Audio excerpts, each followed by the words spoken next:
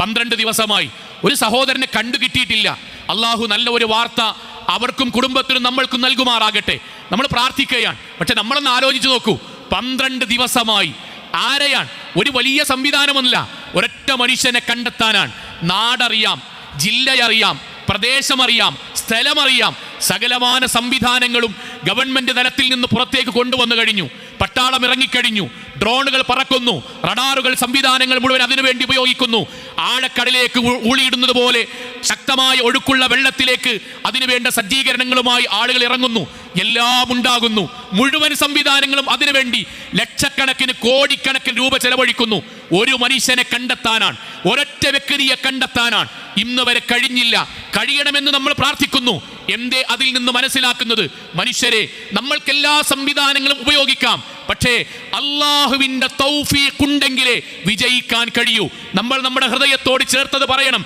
അള്ളാഹു നമ്മളിൽ നിന്ന് മറച്ചാൽ, നമ്മൾ എന്തൊക്കെ സംവിധാനങ്ങൾ ഉപയോഗിച്ചുകൊണ്ട് നമ്മൾ പരീക്ഷണം നടത്തിയാലും തിരച്ചിൽ നടത്തിയാലും അള്ളാഹു വെളിവാക്കുന്നത് വരെ വെളിവാവുകയില്ല.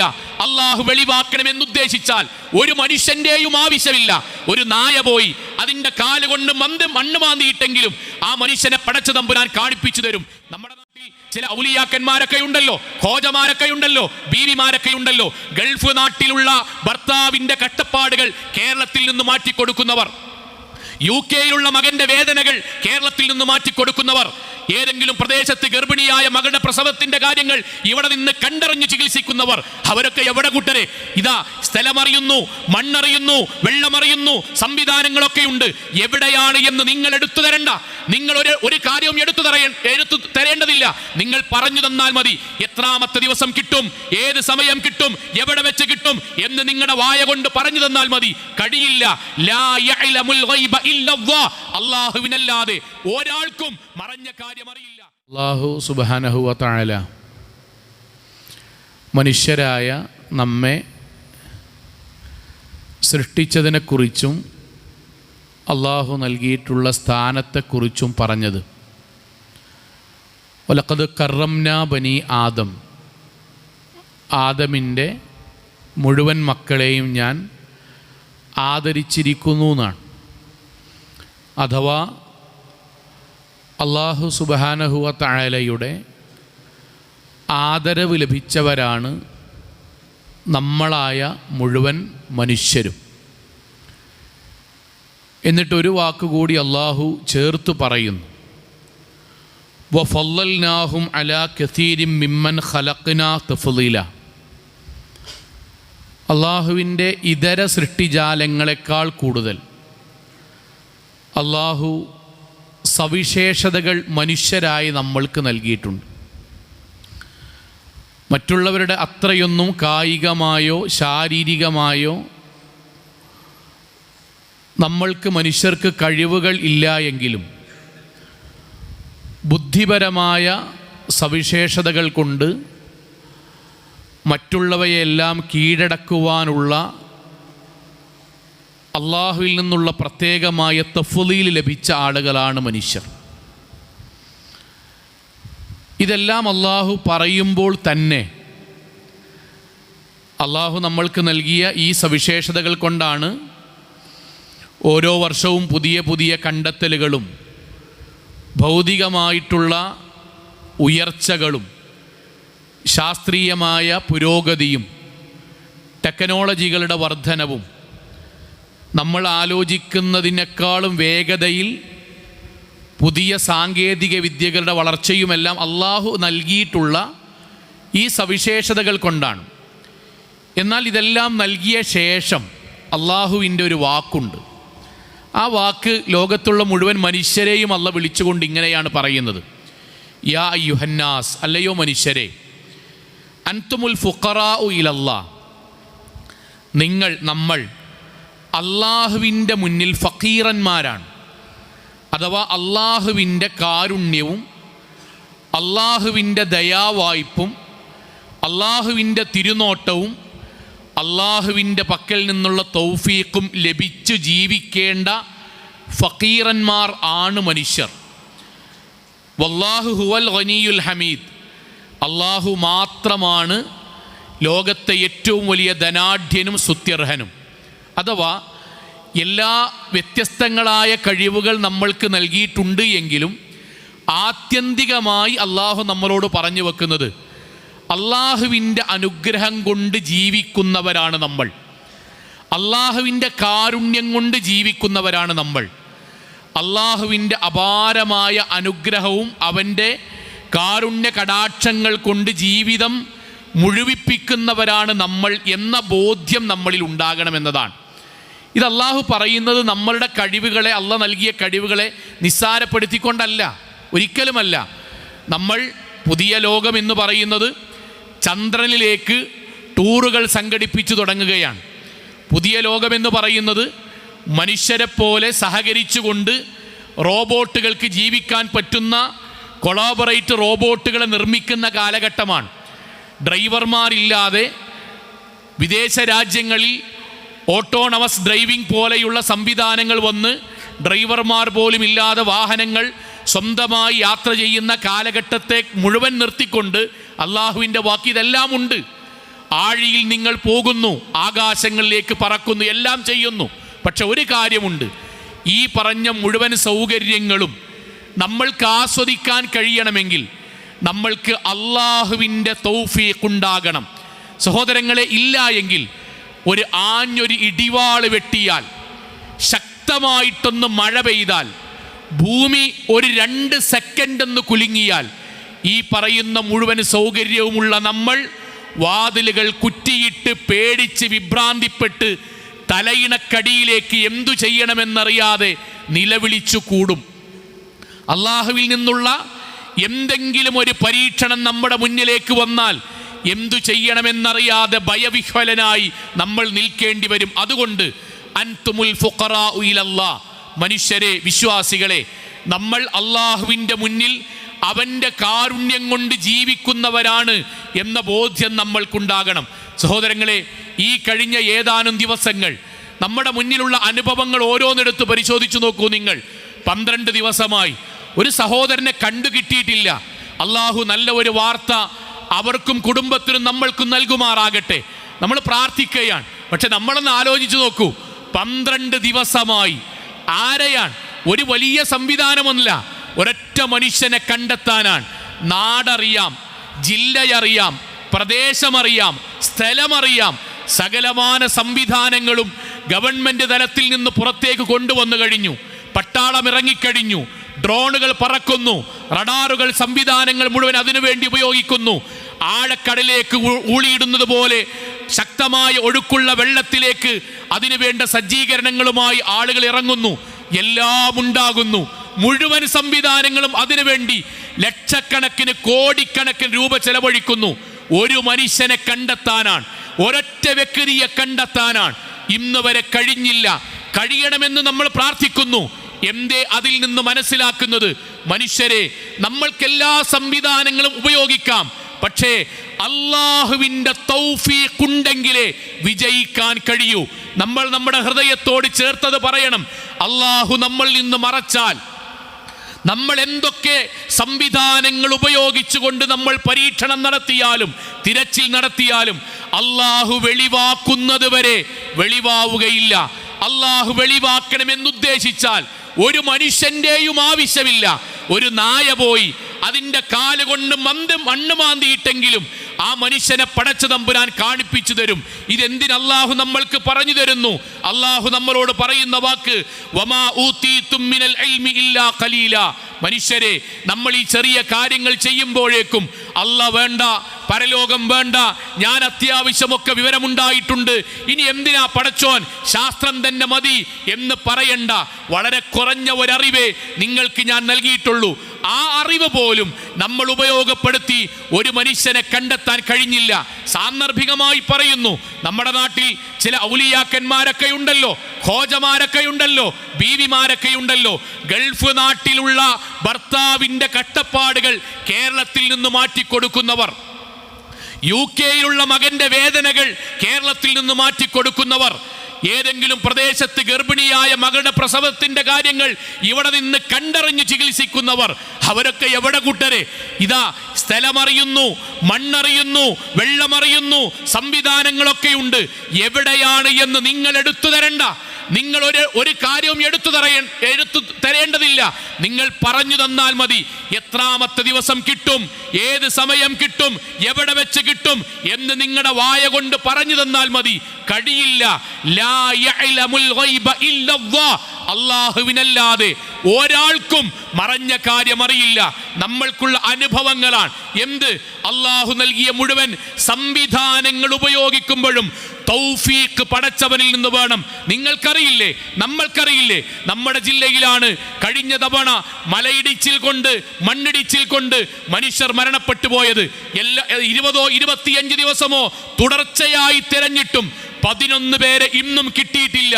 ഇന്നും മണ്ണിനടിയിൽ അവർ കിടക്കുന്നു എന്ന് വിശ്വസിക്കുന്നു നമ്മൾ. പൊന്മുടിയിൽ 4 പേർ ഇന്നും മണ്ണിനടിയിലാണ്. ഇപ്പോഴും അവിടെ തെരച്ചിൽ നടത്തുന്നതിനിടയിൽ അവിടെ ഭക്ഷണം കൊടുത്ത സാധുവായ ഹോട്ടലുടമയും കുടുംബവും ഇന്നും കാണാനില്ല.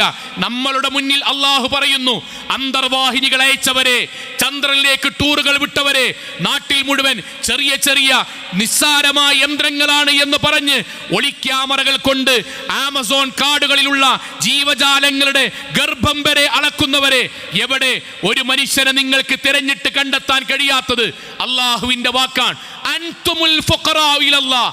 അള്ളാഹു വിചാരിക്കണം, പടച്ചവൻ തീരുമാനിക്കണം, അള്ളാഹു കാണിച്ചു തരണം. എങ്കിലേ നമ്മുടെ യന്ത്രങ്ങൾ കൊണ്ടും അള്ളാഹു നൽകിയ അനുഗ്രഹങ്ങൾ കൊണ്ടും കണ്ടെത്താൻ കഴിയുകയുള്ളൂ. ഈ ബോധ്യം നമ്മളിൽ ഉണ്ടാകണം, നമ്മുടെ ജീവിതത്തിൽ ഉണ്ടാകണം. അല്ല എങ്കിൽ അള്ളാഹു നമ്മൾക്ക് ബോധ്യപ്പെടുത്തി തരികയാണ്. 14 വയസ്സുള്ള പ്രിയപ്പെട്ട കുട്ടിയാണ് കഴിഞ്ഞയാഴ്ച മരണപ്പെട്ടു പോയത്. വൈറസ് ബാധിച്ച്. അള്ളാഹു ആ കുട്ടിക്ക് സ്വർഗം നൽകുമാറാകട്ടെ. 14 വയസ്സുള്ളൊരു കുട്ടി, ഒരൊറ്റ വൈറസാണ്. അറിയണം നമ്മൾ, ഒരു വൈറസാണ്, ഒരുപാടെണ്ണമല്ല, ഒരൊറ്റ വൈറസ് കൊണ്ട് നമ്മുടെ മാസ്കുകൾ ധരിക്കാൻ നമ്മളോട് ഗവൺമെന്റ് നിർദ്ദേശിക്കുകയുണ്ടായി. ആളുകൾ അകലം പാലിച്ചു നിൽക്കണമെന്ന് പറഞ്ഞു. ഒരൊറ്റ മരണം കൊണ്ട് നമ്മുടെ ജീവിതത്തിൽ മാറ്റങ്ങൾ ഉണ്ടാക്കി. ഓഡിറ്റോറിയത്തിലെ കല്യാണങ്ങൾ ഒഴിവാക്കണമെന്ന് പറഞ്ഞു. അവിടെയുള്ള അധ്യാപകരോട് പറഞ്ഞു, നിങ്ങൾ ഇനി സ്കൂളുകളിലേക്ക് തൽക്കാലം പോകേണ്ടതില്ല, ഓൺലൈൻ വിദ്യാഭ്യാസം നടത്തണമെന്ന്. നോക്കൂ നിങ്ങൾ, നമ്മൾ ആരാണ്? അങ്ങാടിയിൽ വെച്ച് 4 ആളുകളുടെ മുന്നിൽ വെച്ച് നമ്മൾ കൈകൾ ചേർത്ത് വെച്ച്, എന്നോടാണോ കളി, നിനക്കാരാണ് എന്ന് എന്നെ ശരിക്കും നിനക്കറിയില്ല, ഞാൻ വിചാരിച്ചാൽ എനിക്ക് പലതും ചെയ്യാൻ കഴിയും, വാപ്പാനോട് ചോദിച്ചു നോക്ക് ഞാൻ ആരാണ്, ഞങ്ങൾ എത്ര കാലമായി ഇവിടെ എന്ന് വീമ്പിളക്കുന്ന നമ്മളോട് അല്ല പറയാൻ, സോപ്പിട്ട് കഴുകിയാൽ പോകുന്ന ഒരു നിസ്സാരമായ വൈറസിന്റെ മുന്നിൽ വാതിൽ കൊട്ടിയടച്ചില്ലേ നിങ്ങൾ, വായ മൂടിക്കെട്ടിയില്ലേ നിങ്ങൾ, ഷട്ടറിട്ടില്ലേ നിങ്ങൾ, കലാലയങ്ങൾക്ക് പൂട്ടിട്ടില്ലേ നിങ്ങൾ? എവിടെ ആളുകളോട് വെല്ലുവിളിച്ച നിന്റെ ചൂണ്ടുവരൽ എവിടെ? ആളുകളുടെ മുന്നിൽ മടക്കി കുത്തിയ മടക്കുത്തവിടെ? അള്ളാഹുവിന്റെ ചോദ്യം, പടച്ചവൻ വിചാരിച്ചാൽ അങ്ങാടിയിൽ ഞെളിഞ്ഞു നിന്ന ഞാനും നിങ്ങളും അവനവന്റെ വാപ്പാക്ക് വരെ കൈ കൊടുക്കൂല. അറിയില്ലേ, കഴിഞ്ഞൊരു വർഷം മുമ്പാണ് സ്വന്തം കുട്ടി, ആറ്റുനോറ്റുണ്ടായ പ്രിയപ്പെട്ട കുട്ടി 9 മാസമാകുമ്പോൾ ഇതേ രോഗം ബാധിച്ച്, ഇതുമായി ബന്ധപ്പെട്ട കൊറോണ ബാധിച്ച് മരണപ്പെട്ടിട്ട് മയ്യത്ത് കബറടക്കുന്നത് JCBയുടെ കൈകൾ കൊണ്ട് കബറിലേക്ക് സ്വന്തം കുട്ടിയെ തള്ളിയിടുന്നത് നോക്കി നിൽക്കേണ്ടി വന്നു. നൊന്ത് പ്രസവിച്ച ഉമ്മാനെ 12-15 മീറ്റർ ഇപ്പുറത്ത് നിന്ന് കളക്ടറുടെ നിർദ്ദേശപ്രകാരം കബറിലേക്ക് ഇറക്കി വെക്കുന്നത് നമ്മൾ കാണേണ്ടി വന്നു. അല്ല പറയാൻ, മുഹമ്മദേ, ഫാത്തിമ, ആയിഷ, പൈസ ഉണ്ടാകും, 2 നില വീടുണ്ടാവും, ഫോർച്യൂണർ കാർ ഉണ്ടാകും, ഒക്കെ ഉണ്ടാകും. അൻതുമുൽ ഫുഖറാ ഇലല്ലാഹ്. ഒരു നിസ്സാരമായ വൈറസ് മതിയടാ പടച്ചോന് പിടിച്ചു കെട്ടാൻ. നമ്മുടെ മനസ്സിലേക്കുള്ള ബോധ്യം എന്തെന്നറിയോ? നമ്മുടെ പൈസ ഉപയോഗപ്പെടണമെങ്കിൽ, വീട് ഉപയോഗപ്പെടണമെങ്കിൽ, ദാമ്പത്യം ഉപയോഗപ്പെടണമെങ്കിൽ, നമ്മുടെ സ്ഥാനം ഉപയോഗപ്പെടണമെങ്കിൽ, ആയുസ് ഉപയോഗപ്പെടണമെങ്കിൽ അള്ളാഹുവിന്റെ കാരുണ്യമുണ്ടാകണം, പടച്ചോന്റെ കാരുണ്യം ഉണ്ടാകണം. ഞാൻ നയിച്ചുണ്ടാക്കിയതാണ്, ഞാൻ നല്ല പണിയെടുത്തുണ്ടാക്കിയതാണ്, എൻ്റെ വാപ്പാർ അങ്ങനെയൊക്കെ അധ്വാനിച്ചുണ്ടാക്കിയതാണ് പറയുമ്പോഴേ കൂട്ടത്തിൽ അൽഹംദുലില്ലാ, എൻ്റെ വാപ്പാനെക്കാളും നയിച്ചോലുണ്ടായിട്ടുണ്ട്, അവർക്ക് ഇത്ര പൈസ അല്ല കൊടുത്തിട്ടില്ല, നാഥാ നിന്റെ കാരുണ്യമാണ്. ഞാൻ രാവിലെ നടന്നിട്ടാണ് എൻ്റെ ബോഡി ഇങ്ങനെ, അല്ല ഇന്നെക്കാളും നടന്നോൻ അറ്റാക്ക് വന്നിക്കണ്, പടച്ചോന്റെ കാരുണ്യം കൊണ്ടാണ് എൻ്റെ ബോഡി ഇങ്ങനെ, ആ കൂട്ടത്തിൽ ഞാൻ നടക്കുന്നുണ്ട്. എൻ്റെ കുട്ടികളൊക്കെ ഉയർന്ന സ്ഥലത്തേക്ക് എത്തിക്കണ്. ഞാൻ ചെറുപ്പം മുതലേ പഠിപ്പിച്ചതുകൊണ്ടാണ്. അതിൻ്റെ ഒരു ഭാഗമാണ്. നമ്മളെക്കാൾ കൂടുതൽ പഠിപ്പിച്ച കുട്ടികൾ തോറ്റിട്ടുണ്ട്, അവർക്ക് ജോലി നഷ്ടമായിട്ടുണ്ട്. അള്ളാഹുവിൻ്റെ തൗഫീഖ് കൊണ്ടാണ്. പടച്ചോന്റെ കാരുണ്യമില്ലെങ്കിൽ, അള്ളാഹുവിൻ്റെ തൗഫീഖ് ഇല്ലെങ്കിൽ, അള്ളാഹുവിൻ്റെ അനുഗ്രഹം ഇല്ലെങ്കിൽ ഞാനും എൻ്റെ കുടുംബവും എൻ്റെ ജീവിതവും ഇല്ല എന്ന് മനസ്സിലാക്കുന്നിടത്താണ് ലാ ഹൗല വലാ ഖുവത ഇല്ലാ ബില്ലാ. ലാ ഹൗല വലാ ഖുവത ഇല്ലാ ബില്ലാ കൻസും മിനൽ ജന്നയാണ്, സ്വർഗത്തിലെ നിധിയാണ് ആ വാക്ക്. എന്തിനാ സ്വർഗത്തിലെ നിധി എന്ന് പറയാൻ കാരണം? ബോധ്യപ്പെട്ട് പറയാൻ, പടച്ചോനെ ഞാൻ കളക്ടറാണ്, മന്ത്രിയാണ്, അധ്യാപകനാണ്, കോടിക്കണക്കിന് അക്കൗണ്ടിൽ പൈസയുള്ള ബിസിനസ്സുകാരനാണ്, അല്ല സാധാരണ ജീവിതത്തിൽ ജീവിക്കുന്ന ഒരു ഉമ്മയാണ്, ഒരു പെങ്ങളാണ്, ഒരു ഇക്കാക്കയാണ്. പടച്ചോനെ ഞാൻ ഈ നടക്കുന്നതും ഇരിക്കുന്നതും കിടക്കുന്നതും മക്കൾ പഠിക്കുന്നതും എല്ലാം നിന്റെ ശക്തി കൊണ്ട് മാത്രമാണ്. എനിക്ക് അല്ലാഹുവേ സ്വന്തമായിട്ടൊരു ശക്തിയില്ല, നിന്റെ കാരുണ്യം കൊണ്ടാണ് ഞാൻ ജീവിക്കുന്നത് എന്ന് മനസ്സിൽ ബോധ്യമുണ്ടാകണം. കഴിഞ്ഞ 1.5 മാസം മുമ്പ് കേരളത്തിൽ ഏറ്റവും കൂടുതൽ കച്ചവടം എന്തായിരുന്നു? എയർ കണ്ടീഷനായിരുന്നു. എല്ലാ വീടുകളും ശീതീകരിക്കലായിരുന്നു. സാധാരണ കൂലിപ്പണിക്കാരൻ വരെ ക്ഷമകെട്ട് വീടുകളിൽ AC വെച്ചു. കലാലയങ്ങളിൽ ടോട്ടലായി, പള്ളികൾ ടോട്ടലായി എയർ കണ്ടീഷൻ ആക്കുന്നതിനെ കുറിച്ച് ആലോചിച്ചു, സംവിധാനങ്ങളുണ്ടായി.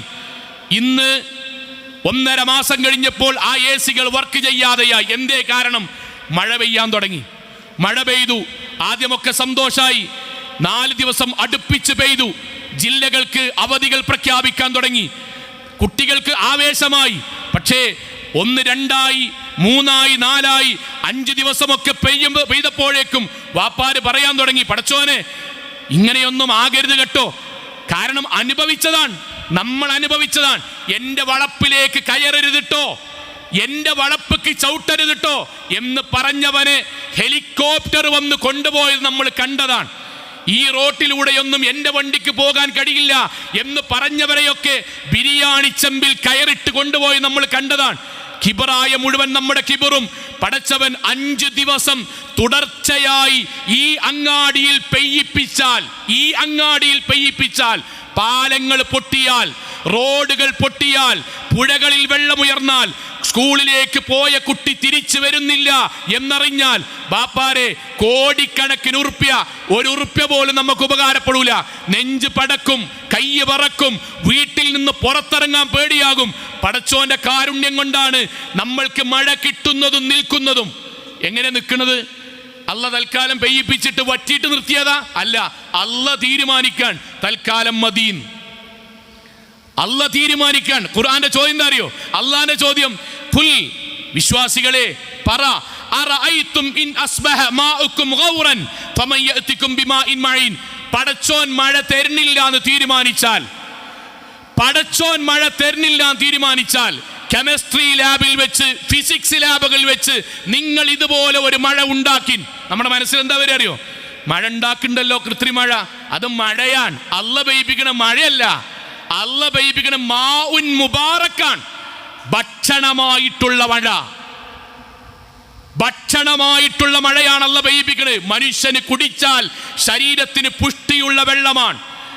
സസ്യങ്ങൾക്ക് ഫലങ്ങൾ വിരിയിക്കാനുള്ള മഴയാണ്. കന്നുകാലികൾക്ക് ആരോഗ്യം കിട്ടുന്ന വെള്ളമാണ് അല്ല പെയ്യിപ്പിക്കുന്നത്. കഴിയൂല മനുഷ്യർക്ക്, നമ്മളെ കൊണ്ട് കഴിയില്ല. അള്ളാഹു മഴ നിർത്തിയാൽ, അള്ളാഹു ഭക്ഷണം നിർത്തിയാൽ, അള്ളാഹു ചൂട് നിർത്തിയാൽ, അള്ളാഹു തണൽ നിർത്തിയാൽ, സഹോദരങ്ങളെ നമ്മുടെ ജീവിതം അതോടുകൂടി ഇല്ലാതെയാകും.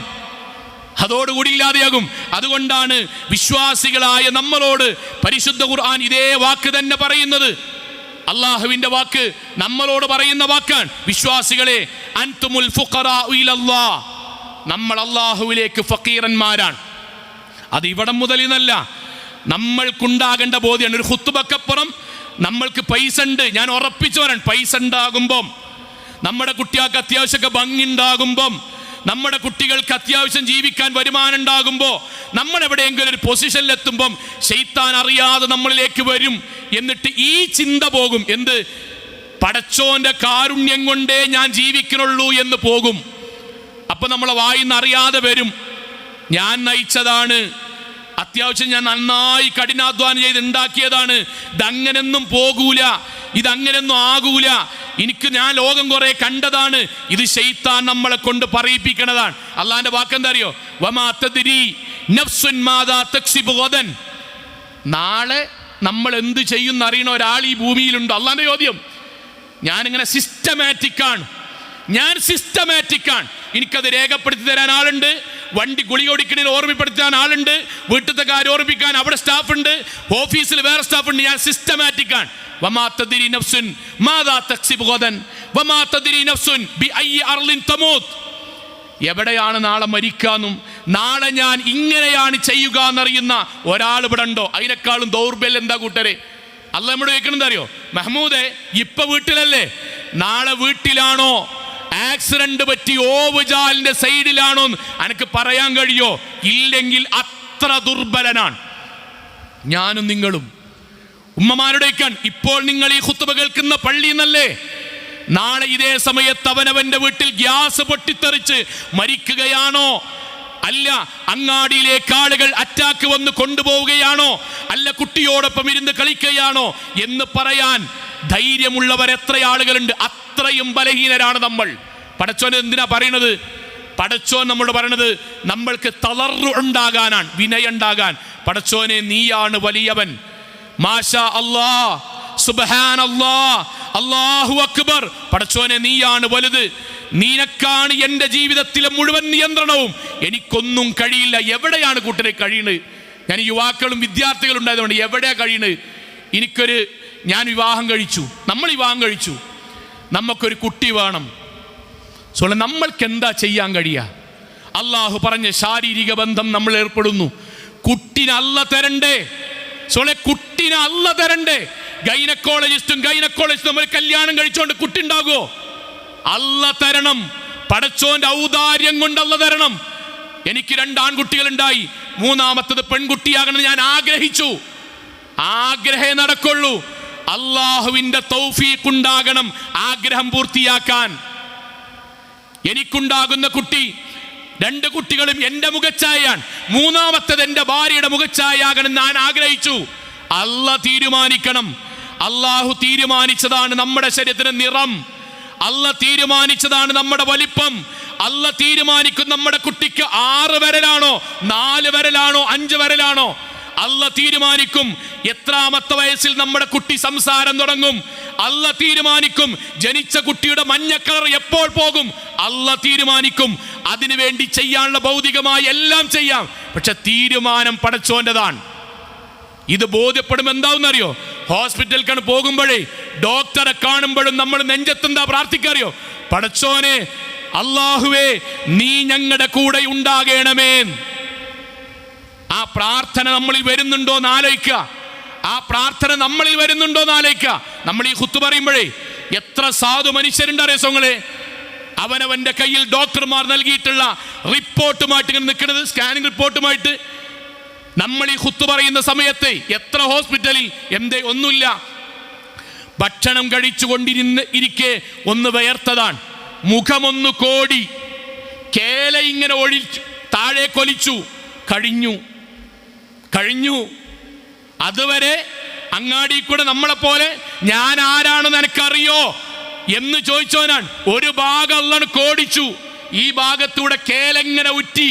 ഇനി ഫിസിയോതെറാപ്പിക്ക് നമ്മൾ പോകുമ്പോൾ 1 കൊല്ലം കഴിഞ്ഞിട്ട് ആൾക്കാർ ചോദിക്കും, ഇപ്പോഴും വരുന്നുണ്ടല്ലേ? കഴിഞ്ഞു, നമ്മുടെ ജീവിതം കഴിഞ്ഞു. ആളുകൾ അത്രേ ഉള്ളൂ, ആളുകൾ അത്രേ ചോദിക്കുള്ളൂ. നമ്മൾക്ക് വയറിന് വല്ലാത്തൊരു അസ്വസ്ഥത ബോധ്യപ്പെട്ടു, വയറിളക്കത്തിന്റെ ഗുളിക കുടിച്ചു, മാറുന്നില്ല, ഇടക്കിടക്ക് വരാൻ തുടങ്ങി. ഒന്ന് പോയിട്ട് ചെക്ക് ചെയ്തു, ഡോക്ടർ പറഞ്ഞു ക്യാൻസറിന്റെ ഭാഗമുണ്ട് എന്ന് തോന്നുന്നു. സോളെ കഴിഞ്ഞില്ലേ? നമ്മുടെ ജീവിതത്തിൽ നമ്മൾ കണ്ടെത്തിയ മുഴുവൻ സംവിധാനങ്ങളും സ്റ്റക്കായി നിൽക്കല്ലേ? പടച്ചോന്റെ തൗഫീക്ക് കൊണ്ടാ കൂട്ടരെ ഇപ്പോൾ നമ്മൾ ഈ ജീവിക്കണത്, ശ്വാസം വിടുന്നത്, ആടാതെ നിൽക്കുന്നത്. ഒന്ന് ഉറങ്ങാൻ വേണ്ട സഹോദരങ്ങൾ, ഒന്ന് ഉറങ്ങാൻ നമ്മളൊന്ന് തീരുമാനിച്ചു നോക്കി, ഒന്ന് ഉറങ്ങാൻ. എത്ര ദിവസം ഉറങ്ങാൻ പൂതി വെച്ചിട്ടും അങ്ങോട്ട് തിരിയ ഇങ്ങോട്ട് തിരിയ, ഉറക്കം വരുന്നില്ല. എന്തേ? കുറെ ആൾ പാട്ട് കേൾക്കുക, കുറെ കാലം പലതും ആലോചിക്കുക, കുറെ വർത്തമാനം പറയാ. ഉറങ്ങണം എന്ന് അള്ളയാണ് തീരുമാനിച്ചിട്ടില്ലെങ്കിൽ പകല് വരെ ഉറങ്ങാതെ ആഗ്രഹിച്ചാലും കൊതിച്ചാലും കണ്ണിനാഗ്രഹിച്ചാലും കണ്ണിലേക്ക് അല്ലാഹു ഉറക്കം ഇറക്കണം. പടച്ചോൻ തീരുമാനിക്കണം. ഇതാണ് മണ്ണിടിച്ചിലിനിടയിലും നിപ്പ വൈറസിനിടയിലും ശക്തമായ മഴയത്തും വെയിലത്തിനിടയിലും നമ്മൾക്ക് അല്ലാഹു ബോധ്യപ്പെടുത്തുന്ന കാര്യം, അല്ലാഹുവിലേക്ക് കാരുണ്യത്തോടുകൂടി അവൻ്റെ ദയക്ക് വേണ്ടി, അവൻ്റെ സ്നേഹത്തിന് വേണ്ടി, അനുഗ്രഹത്തിന് വേണ്ടി യാചിക്കേണ്ടവരാണ് നമ്മൾ. അല്ലാഹു അനുഗ്രഹിക്കുമാറാകട്ടെ.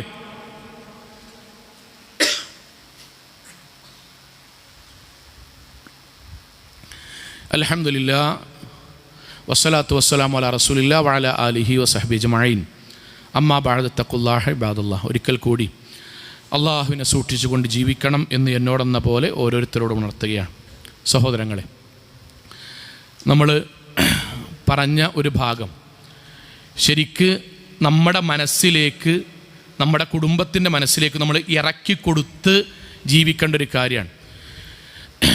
നമ്മളുടെ ഒരു ധാരണ എന്താ പറയുക, ഞാനടക്കമുള്ള എല്ലാവരും ധാരണ,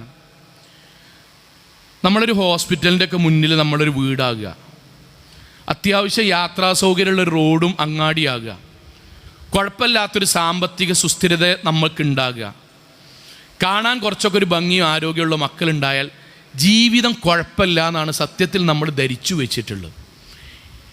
നമ്മൾ എത്രയോ ബാക്കിലാണ് ചിന്താപരമായും മതപരമായും. അങ്ങനെ നമ്മൾ ചിന്തിക്കുന്നുണ്ടെങ്കിൽ 1.5 മാസം മുന്നേ കാർഡിയോളജി വിഭാഗത്തിൽപ്പെട്ട ഒരു ഡോക്ടറെ ഞാൻ ബുക്ക് ചെയ്യുകയാണ്. അപ്പോൾ ഡോക്ടറെ മുന്നിലേക്ക് ഞാൻ ചെല്ലുമ്പോൾ എൻ്റെ മനസ്സിലെന്താ അറിയോ, നമ്മളൊക്കെ മനസ്സിൽ ഓക്കെ, ഇനി ഓക്കെ ആയി, കാരണം അദ്ദേഹത്തെ കിട്ടി, ഇനി ശരിയാവും. നിങ്ങളൊന്ന് ആലോചിച്ച് നോക്കൂ, ആ ഡോക്ടർക്ക് നമ്മുടെ മുന്നിൽ നിൽക്കുമ്പോൾ നമ്മളുടെ ശരീരം നോക്കി, നമ്മൾ പറയുന്ന കാര്യം നോക്കി യഥാർത്ഥത്തിലുള്ള നമ്മുടെ പ്രശ്നം ഡയഗ്നോസ് ചെയ്യാൻ അള്ളാൻ്റെ തൗഫീക്ക് ഉണ്ടാകണ്ടേ? അദ്ദേഹത്തിന് നമ്മുടെ രോഗം എന്താണെന്ന് കൃത്യമായിട്ട് മനസ്സിലാക്കാൻ അദ്ദേഹത്തിൻ്റെ മനസ്സിൽ അള്ളാഹു തോന്നിപ്പിക്കണ്ടേ? അദ്ദേഹം മരുന്നെഴുതുന്ന കൂട്ടത്തിൽ അശ്രദ്ധമായി എഴുതാതിരിക്കാൻ ഒരു ഇയോ ഒരു എയോ ഒരു ഗ്രാമോ അധികമായി അശ്രദ്ധമായി തെറ്റാതെ എഴുതാതിരിക്കാൻ കയ്യിന് പടച്ചോൻ ആ സമയത്ത് തൗഫീക്ക് കൊടുക്കണ്ടേ? അദ്ദേഹം എഴുതിയ മരുന്ന് ഇവിടെ നിന്ന് കിട്ടിയത് കുടിച്ചാൽ അത് ശരീരത്തിൽ ഹാർട്ടുമായി പ്രവർത്തിച്ച് നന്നാകാൻ പടച്ചോൻ്റെ തൗഫീക്ക് വേണ്ടേ? അപ്പോൾ നമ്മളൊരു കാർഡിയോളജിസ്റ്റ് വിഭാഗത്തിൽ നമ്മളിങ്ങനെ നിൽക്കുമ്പോൾ, ഏതെങ്കിലും ഹോസ്പിറ്റലിൽ ഡോക്ടറെ മുന്നിൽ നിൽക്കുമ്പോൾ നമ്മൾ എന്താ പ്രാർത്ഥിക്കേണ്ടി? പടച്ചോനെ, എൻ്റെ രോഗം മാറ്റാൻ നിനക്കാണ് പടച്ചോനെ കഴിവുള്ളു. അള്ളാഹുവേ, ഇദ്ദേഹത്തിന് നല്ല ട്രീറ്റ്മെൻറ്റ് തരാനും അതുവഴി പടച്ചോനെ സുഖമാകാനും നീ അനുഗ്രഹിക്കണമേ എന്നാ പ്രാർത്ഥിക്കണ്ടി. അവിടേക്ക് നമ്മൾ എത്തിയോ നമ്മൾ ആലോചിക്കുക, ശരിക്കും ആലോചിക്കുക, നമ്മൾ അവിടേക്ക് എത്തിക്കണോ?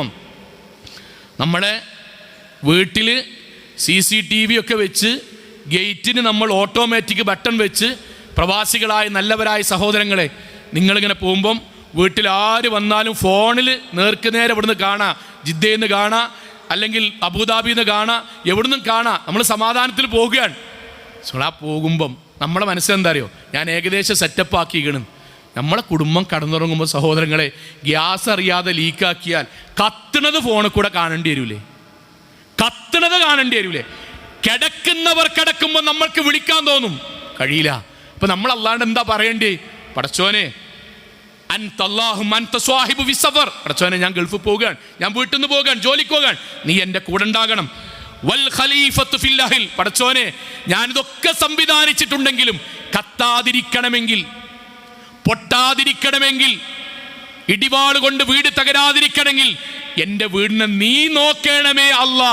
അവിടേക്ക് നമ്മൾ എത്തുന്നുണ്ടോ എന്ന് ആലോചിച്ച് നോക്കി. നമ്മുടെ ചിന്ത എത്തുന്നുണ്ടോ? നമ്മുടെ പ്രാർത്ഥന എത്തുന്നുണ്ടോ? അങ്ങനെ യുവാക്കളെ, നമ്മൾ ടൂർ പോകുമ്പം നമ്മൾ എന്തുകൊണ്ടാണ് നിസ്കരിക്കാത്തറിയോ? നമ്മളെ കാര്യത്തിൽ നമ്മളിങ്ങനെ പോവുകയാണ്, ചെക്കന്മാരുണ്ട്, ടീമുണ്ട്, വല്ലവും പറ്റിയ ബാക്കിലുണ്ടാവും. നമ്മളിങ്ങനെ പോകുമ്പോഴേ ഈ ഭാഗത്തിൽ ഒരു നരമ്പിന് പടച്ചോൻ, ഒരു നരമ്പിന് അതിശക്തമായി 80-ലോ 100-ലോ പോകുമ്പം ഒരു നരമ്പിന് പടച്ചോൻ ഒന്ന് പിടിച്ചാണ് വിട്ടാൽ വണ്ടി ഇങ്ങനെ ചേരും. 3/4 ഇഞ്ചാണ് ടയറും റോഡും തമ്മിൽ സ്പീഡ് പോകുമ്പം വണ്ടി ഇങ്ങനെ ചേരും. പോസ്റ്റിൽ പോയി ഇടിക്കും, താഴത്തേക്കാണ് വീഴും. 8 ചങ്ങായിമാർ കൊണ്ടുപോകാൻ ഉണ്ടാവും, പക്ഷെ മരിച്ചിട്ടുണ്ടാവും. വണ്ടി പോകുമ്പോഴേ, അള്ളാഹുവേ നീയാണ് ട്ടോ പടച്ചോൻ എൻ്റെ കൂടെ ഉണ്ടാകേണ്ടത്. എത്ര ആളുണ്ടെങ്കിലും നീ എൻ്റെ കൂടെ ഇല്ലെങ്കിൽ എൻ്റെ ജീവൻ ബാക്കിയുണ്ടാവില്ല എന്ന് മനസ്സിൽ ബോധ്യമുള്ളവൻ പ്രാർത്ഥിച്ചു കൊണ്ടിറങ്ങും. ഞാനടക്കാട്ടെ പറഞ്ഞ് സഹോദരിമാരെ എല്ലാം, നിങ്ങളുടെ മകളെയോ നിങ്ങളോ ഗർഭാവസ്ഥയിൽ ആശുപത്രിക്ക് പോകുമ്പോൾ നിങ്ങളുടെ മനസ്സിലുണ്ടാണ്ടെന്ന് അറിയോ, പടച്ചോനെ ഞാനും കുട്ടിയും ഗർഭാശയത്തിൽ നിന്ന് കുട്ടിയെ പുറത്തേക്ക് വരുമ്പം ചിലപ്പം മലം വരെ പുറത്തു പോവും, ബ്ലീഡിംഗ് ഉണ്ടാകാം, മരണം വരെ സംഭവിക്കാം, മാനസിക നില തെറ്റാം ഗർഭാവസ്ഥ സമയത്ത്. പടച്ചോനെ അതിന് നീ എൻ്റെ കൂടെ ഉണ്ടാകണം. പരീക്ഷയ്ക്ക് പോകുന്നൊരു കുട്ടിയോട് ഉമ്മ പറഞ്ഞു കൊടുക്കണം, മോളെ നന്നായി പഠിച്ചു, ശരി നന്നായി പഠിച്ചു, അൽഹംദുലില്ലാ നന്നായി പഠിച്ചു. പരീക്ഷയ്ക്ക് പോകുന്ന പേന എടുക്കുമ്പം അള്ളാഹു മനസ്സിൽ സംശയം ഉണ്ടാക്കിയാൽ മതി, കഴിഞ്ഞു.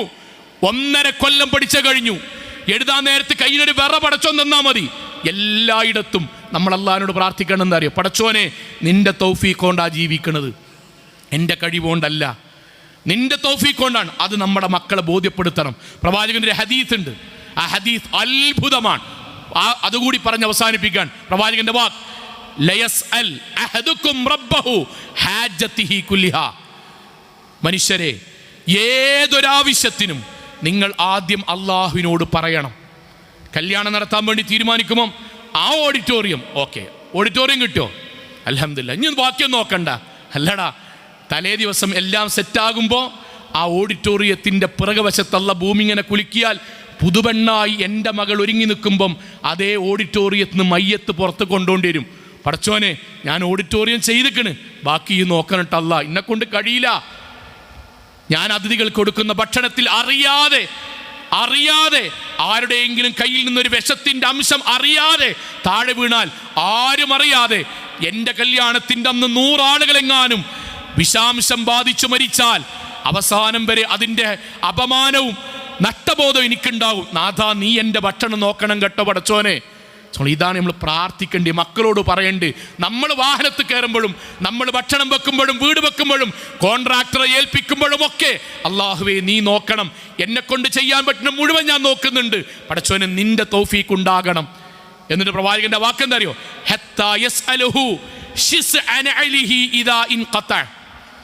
ഒരാളുടെ ചെരുപ്പിൻ്റെ വാറ് പൊട്ടിയാലും ഒരു വിശ്വാസി ആദ്യം അള്ളാഹിനോടാണ് ചോദിക്കേണ്ടത്. എന്താണ് വാചകം സഹോദരങ്ങളെ? എൻ്റെ ചെരുപ്പിൻ്റെ വാറ് പൊട്ടി, പടച്ചോനെ എൻ്റെ ചെരുപ്പിൻ്റെ വാറ് പൊട്ടി, ഇൻഷാ അല്ലാഹ് നാഥ നീ അത് എനിക്ക് നന്നാക്കി നല്ല അവസ്ഥയിലേക്ക് എത്തിച്ചു തരണമേ എന്ന് പ്രാർത്ഥിക്കും. നിങ്ങൾ എന്താണ് ആ പ്രാർത്ഥനയുടെ അർത്ഥം?